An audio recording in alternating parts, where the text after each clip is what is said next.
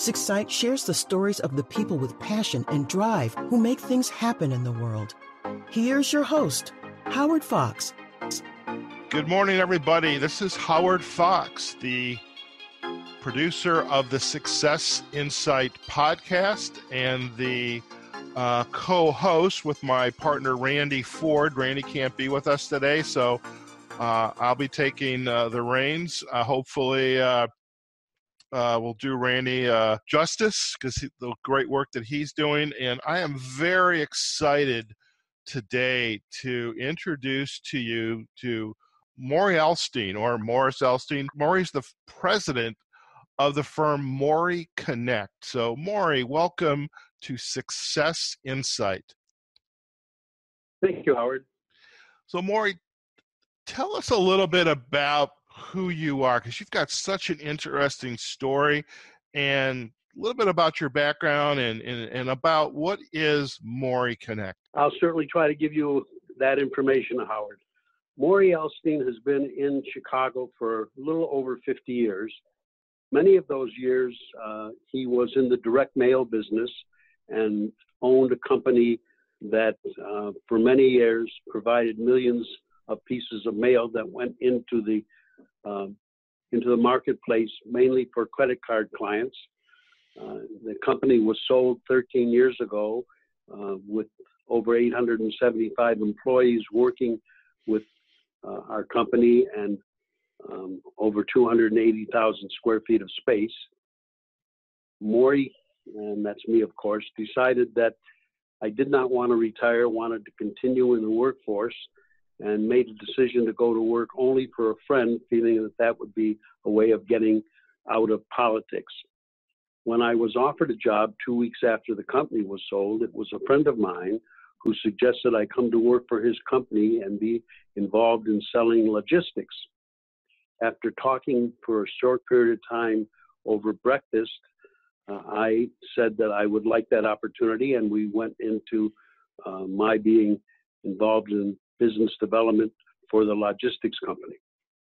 It was a company and a word that I had not had a lot of familiarity with. I realized that I didn't know who I would start to contact and talk to about logistics. As I thought about the predicament that I was in taking a job with a good friend and trying to help him sell this product, I realized that what I had done over 50 years of being in Chicago was made a tremendous amount of business friends, many of them affluent, successful, wealthy presidents and owners of companies. And my thought was, well, what can I do to get them interested in my company as a business and me as a businessman instead of just the friendship we had developed?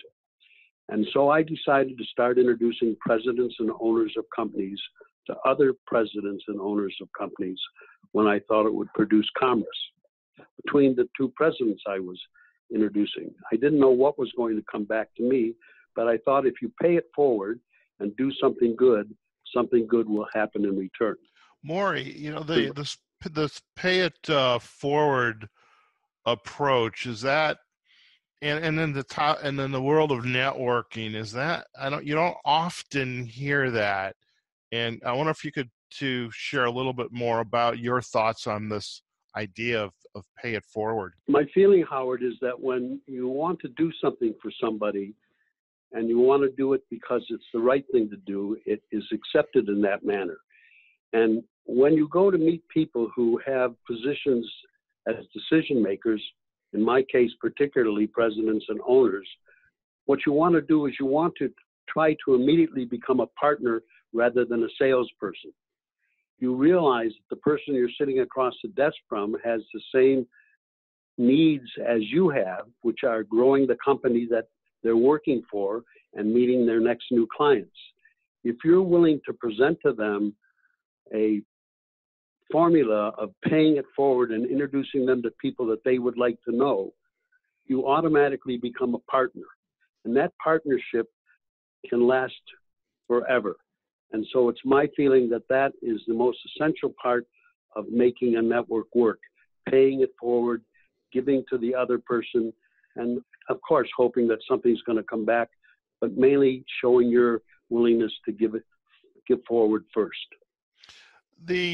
With this philosophy around pay it forward, and I love it, and I would hope that I try to live that as well. I mean, as you said, rightly so, we have to pay our bills, pay the mortgage, and we want to make a good living, a reasonable living. But the idea of paying it forward, I see from my own perspective, for example, connecting on LinkedIn.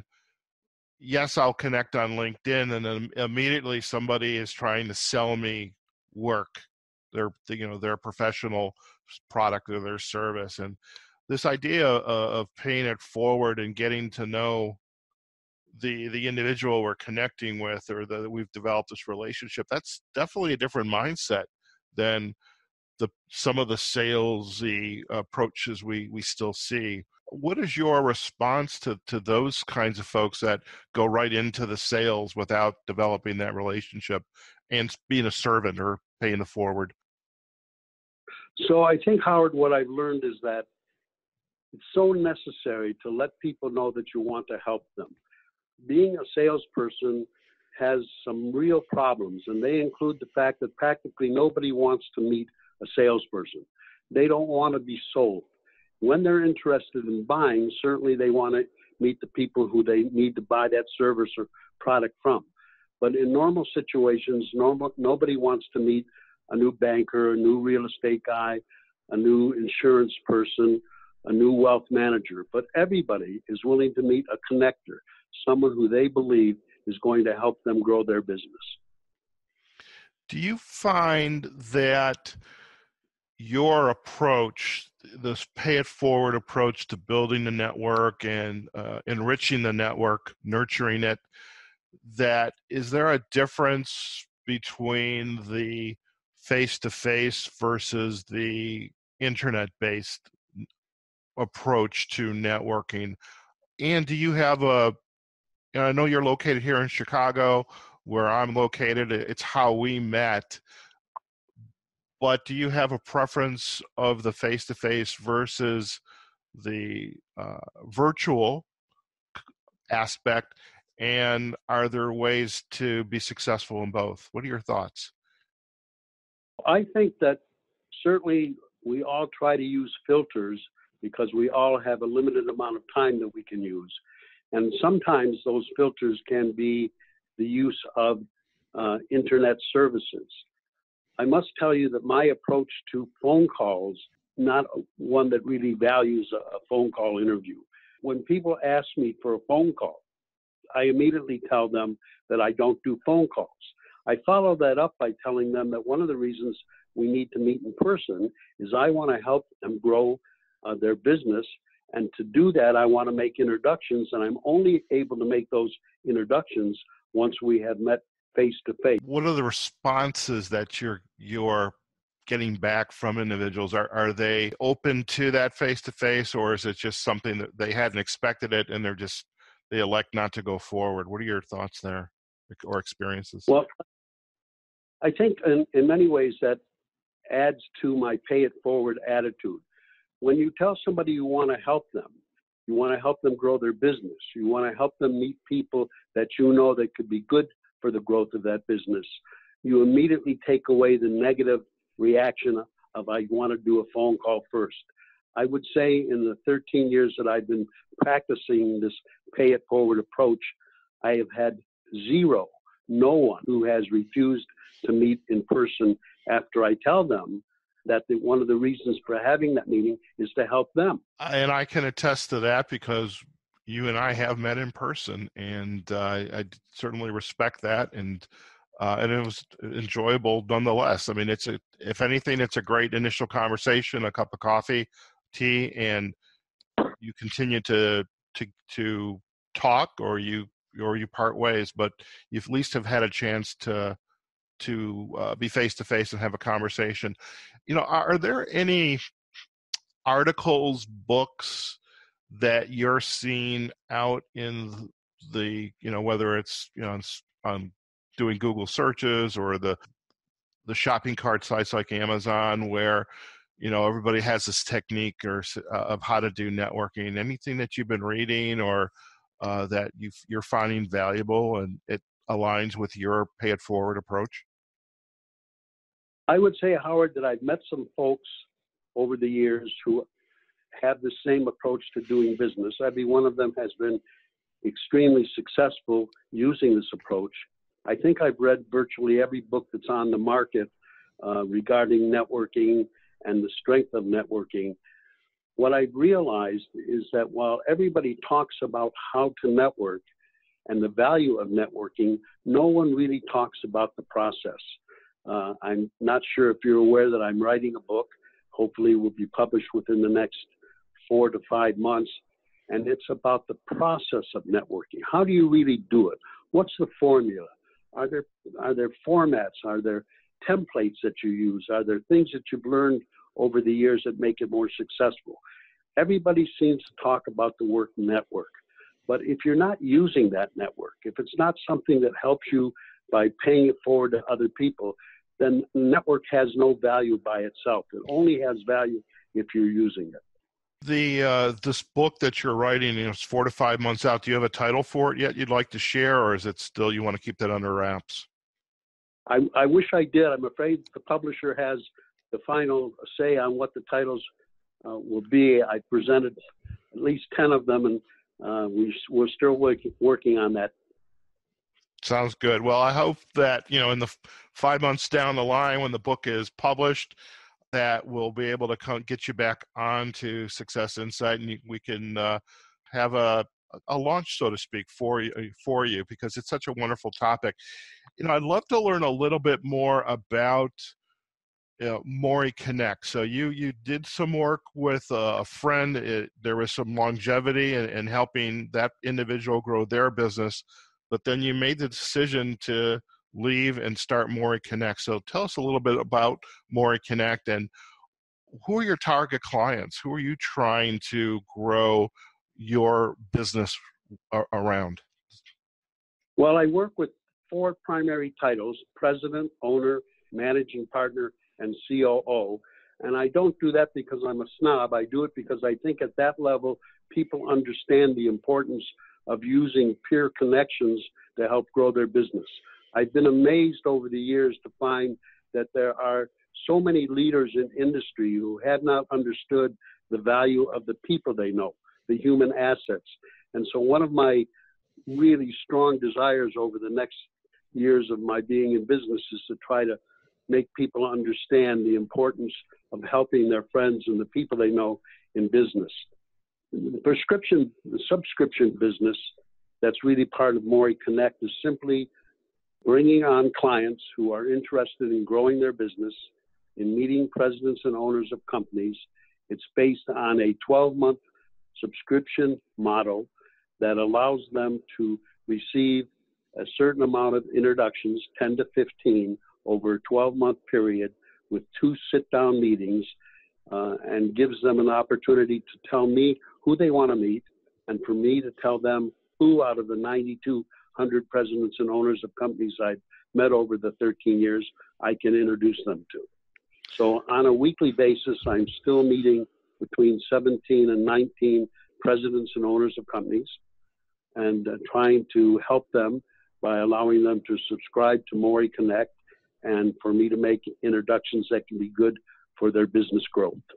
That is a pretty phenomenal model. So you've had this network in place, these leaders, presidents, owners, partners, CEOs, COOs, et cetera, and now you're enrolling clients into the business, and that in itself is kind of adding on to your connections, because as you enroll new clients, you're also getting new introductions as well. So it's kind of just a kind of organic growth. Once you kind of prime the pump, it just has this ability to grow, and that's a pretty phenomenal model. I am curious, if maybe for a minute or so to take a look back into your career. I mean, you've worked with some pretty recognizable logos, Kraft Foods, Miramont Corporation, Owens, Illinois. Can you share a little bit about, what some of the learnings you've had, the life learnings, the mentors you've had that you're continuing to bring forward into your life today as the president of MorrieCONNECT, and how how you do your work, what's your philosophy that you are continuing to put out there. So what are some of those lessons? Well, I think the primary lesson is one that I got from a good friend of mine just recently. When I started MorrieCONNECT, we had a chance to have breakfast, and he asked me what filters I'm using when I'm trying to meet new people that should become part of MorrieCONNECT, and also to get introductions to people. And the word he used was heart. And it was a word I had never thought about when I was involved with other companies doing the work that I was doing with them. And I took a look at the people that I've helped the most and the people that have been most successful in helping me. And it's amazing. That word heart, though, I never thought of it as something substantial in terms of making it a point with the people I met. I realize now, as I look back on the years that I've been doing this, how many wonderful people I've met who truly have heart. One of the most incredible things about this system is you never have to make a cold call. You never have to ask somebody for anything. People always want to give you something back. And when I meet with people, one of the primary questions they will say to me is, Morrie, how can I help you? That's a wonderful thing to have happen. And when you think of how many business people you've met over the years, there's very few times when people will say, how can I help you? But when you're paying it forward, making introductions that help people grow their business, they always say, how can I help you? Well, that's wonderful. And I think in some ways, as we come towards the close of this podcast, we have this feature that we ask all of our guests, and we call it Insight to Go. It's an opportunity for our guests to share an insight. It could be a book, an idea, a quote, success. I'm wondering, is this perspective around heart, is that an insight that you would want to share with our audience? In fact, you've just shared it, but if that, or is there anything else that you'd like to elaborate on, what's that insight that you want to leave our audience with? Howard, I'd like everybody to think when they walk into a meeting and they're meeting somebody for the first time, to ask two important questions. How can I help you grow your business?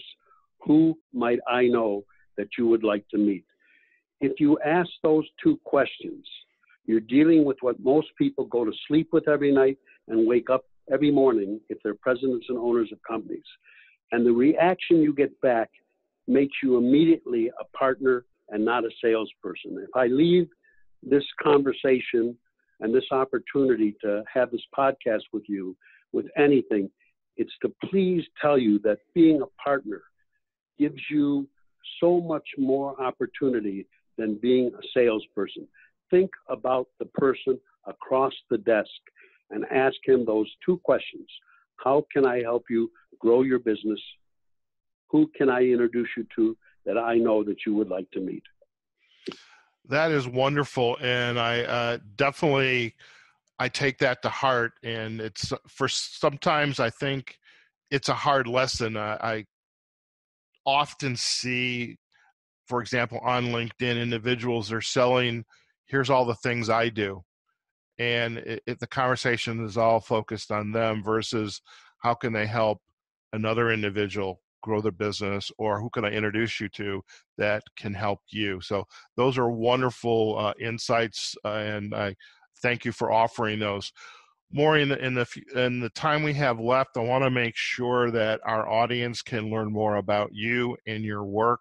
Let's start with MorrieCONNECT. What's the URL so people can find you, and also if you can share the best way to reach out, if it's email or via phone. So I think the best way to reach me is at my website, which is www.MorrieConnect.com. That will give you contact information and allow you to reach out to me over that website. And of course, I'll immediately react by getting back to you. That's excellent. Morrie, I want to thank you so much for taking time out of your day, a day that I know is full of networking appointments, people that you're going to meet.